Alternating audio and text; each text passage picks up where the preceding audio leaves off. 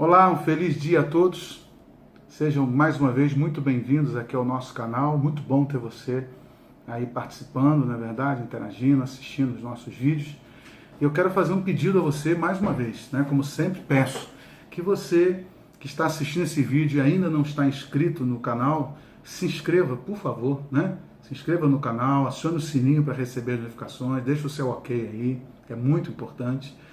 E também é importante que você compartilhe com as pessoas que você ama, seus familiares, seus amigos, para que a gente possa ter bastante pessoas inscritas, né? Quanto mais pessoas inscritas no canal, mais terá alcance essa palavra. Então, faça isso, se inscreva, compartilhe, busque mais pessoas para participar do nosso canal. A palavra que eu tenho para deixar para você hoje é muito simples. Hoje eu quero falar sobre milagre. Eu escolhi um texto, né? A palavra de Deus, bastante simples, um texto bíblico, que foi o primeiro milagre que Jesus realizou. Foi ali nas bodas de Caná, naquele casamento. O texto diz assim, em João capítulo 2, né, a partir do verso de número 2, diz assim: ao terceiro dia, a partir do verso 1, melhor dizendo, e ao terceiro dia fizeram-se umas bodas em Caná da Galileia, e estava ali a mãe de Jesus, e foram também convidados Jesus e os seus discípulos para as bodas. E faltando vinho, a mãe de Jesus lhes disse: não tem vinho. E disse Jesus, né, mulher, que tenho eu contigo? Ainda não é chegada a minha hora. Sua mãe disse aos empregados: fazei tudo quanto ele vos disser. E estavam ali postas 6 talhas de pedra para as purificações dos judeus, e em cada uma cabiam 2 ou 3 metretas.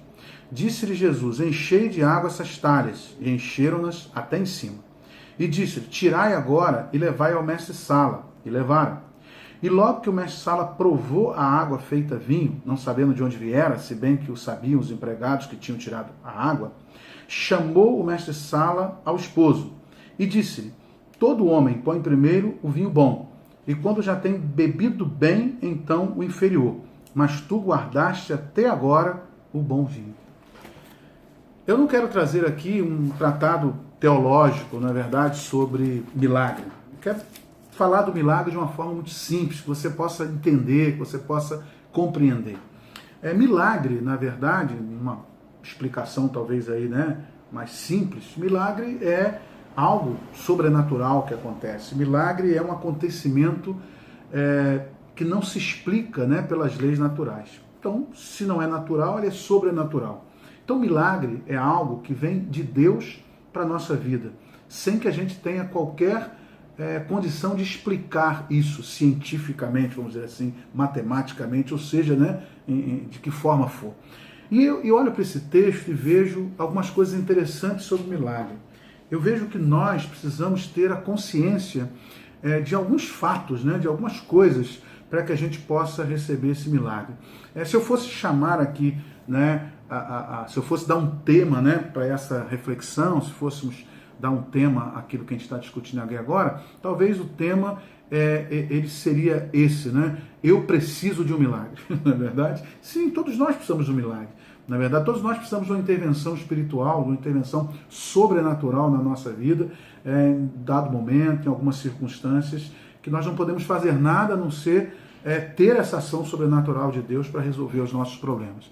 Mas quando eu olho para esse texto, irmãos, pensando na questão do milagre, eu vejo 3 coisas aqui bastante interessantes que a gente pode pensar sobre milagre. Algumas coisas que eu preciso entender, que eu preciso pensar nessa caminhada para alcançar esse milagre que eu preciso, né? A primeira coisa delas está no versículo 2. O texto diz que houve uma festa em Caná da Galileia, ali não, bodas, e ali estava a mãe de Jesus. E o verso 2, assim, foram também convidados Jesus e os seus discípulos para a boda. Jesus foi convidado para estar nesse lugar onde houve a necessidade de um milagre. E o milagre aconteceu.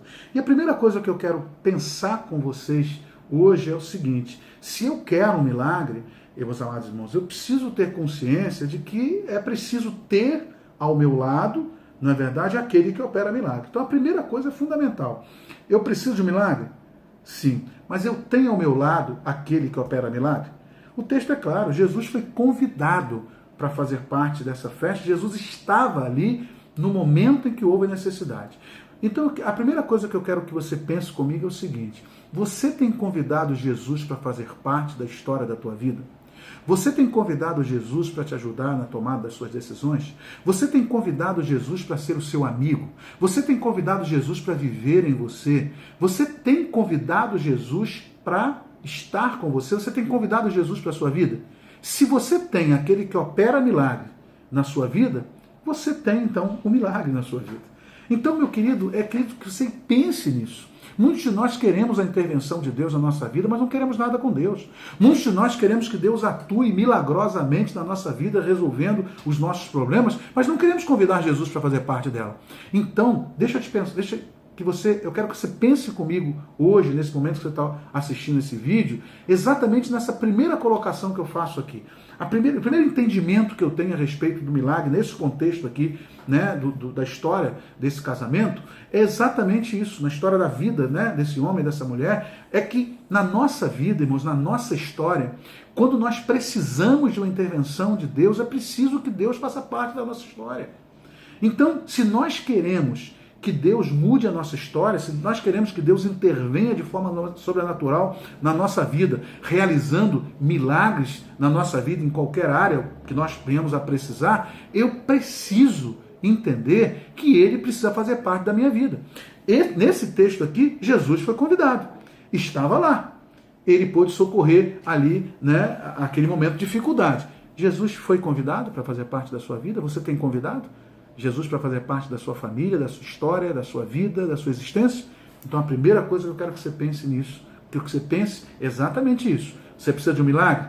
Então você precisa ter ao teu lado aquele que opera milagres. Então convide Jesus para que ele faça parte da sua história, para que você possa viver os milagres de Deus na sua vida.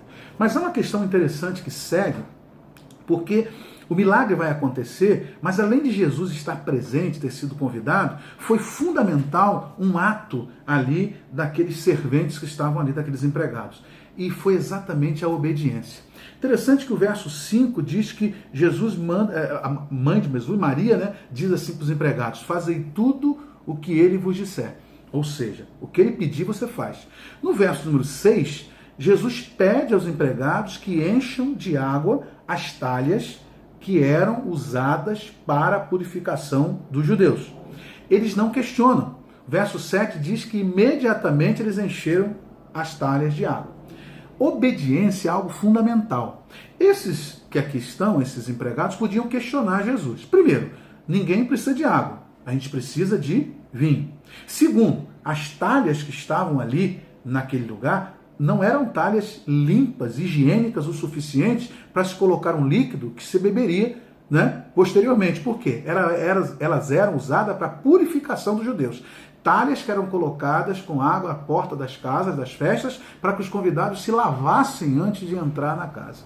Então imagine bem, irmãos, essa condição. Mas eles não questionam, irmãos. Não questionam se a talha está suja ou limpa, não questionam que aquela talha não era para colocar um recipiente bebível, não questionam que o que se precisa é vinho e não água, simplesmente obedecem. Eu preciso aprender uma coisa nesse texto. Se eu quero que Jesus opere na minha vida, se eu quero a operação de Deus na minha vida, na minha existência, eu preciso aprender a obedecer. Sabe por quê? Porque pode ser que Ele nos peça, irmãos, algo que aos nossos olhos pode ser algo absurdo, aos nossos olhos pode ser algo que a gente não compreende por que está nos pedindo aquilo. Mas olha que coisa interessante, irmãos. Quando a gente olha para a Bíblia, está cheia de intervenções de Deus milagrosas, à medida em que Ele pede para que algo seja feito e não se questiona aquilo que de alguma forma está ali para ser feito.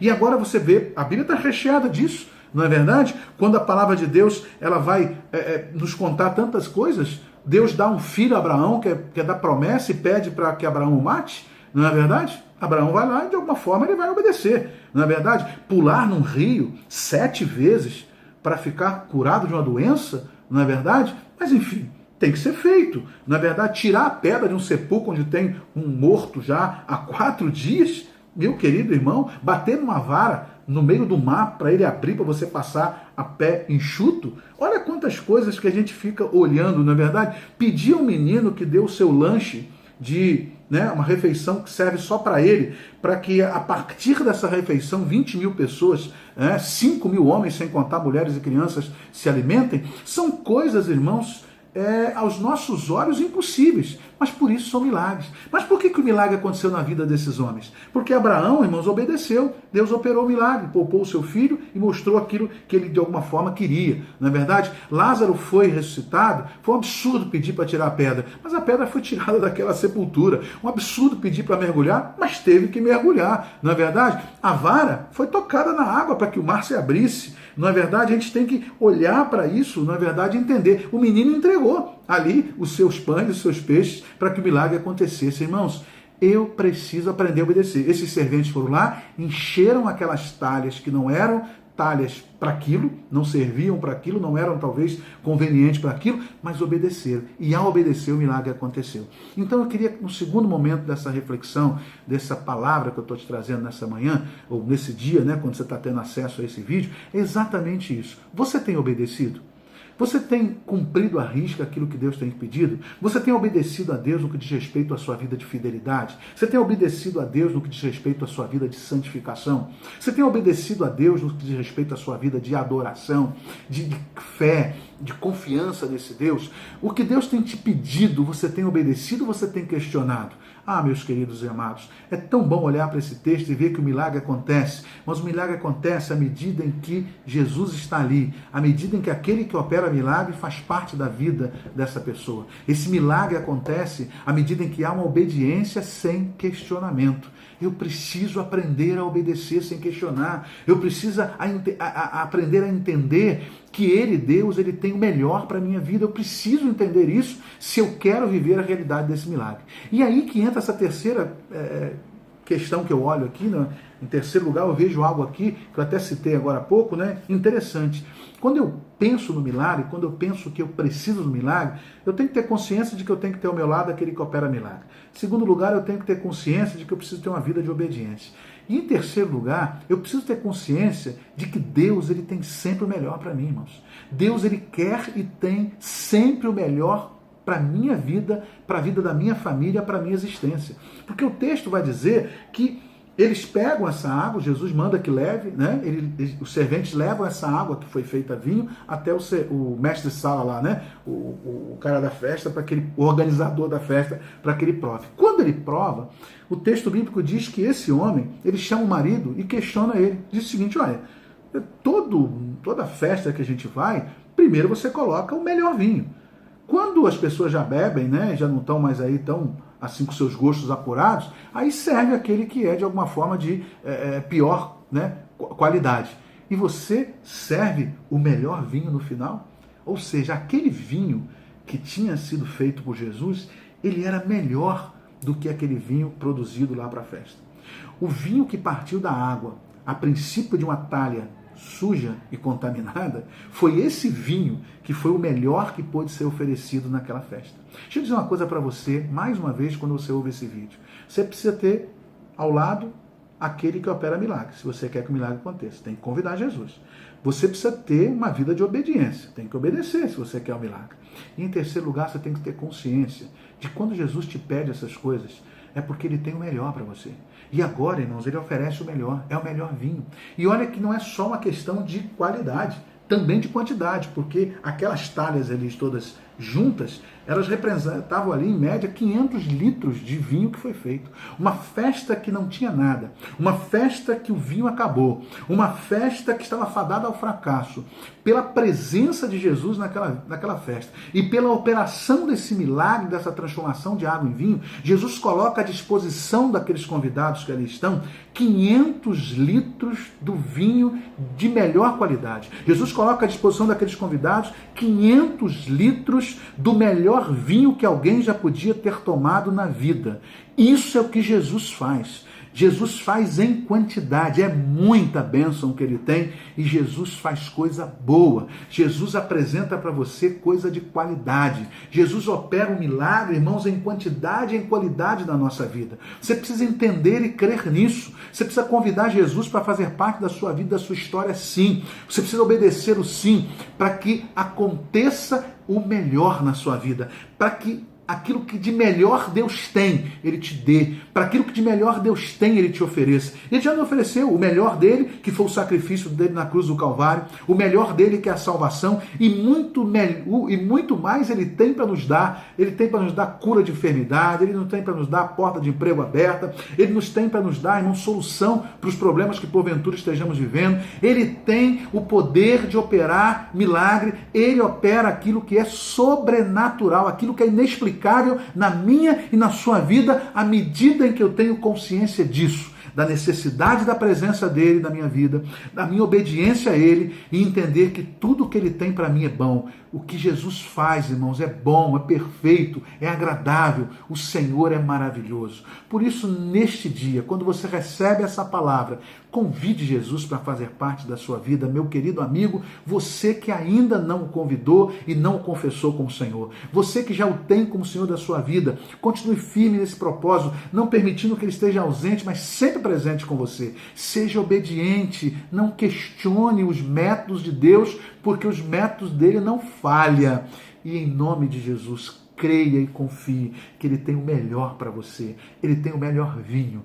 Ele tem tudo de bom para a tua vida. Que Deus abençoe você grandemente. Que Deus enriqueça a sua vida e a sua família. Que você tenha um feliz dia. Que você seja abençoado em nome de Jesus. Amém?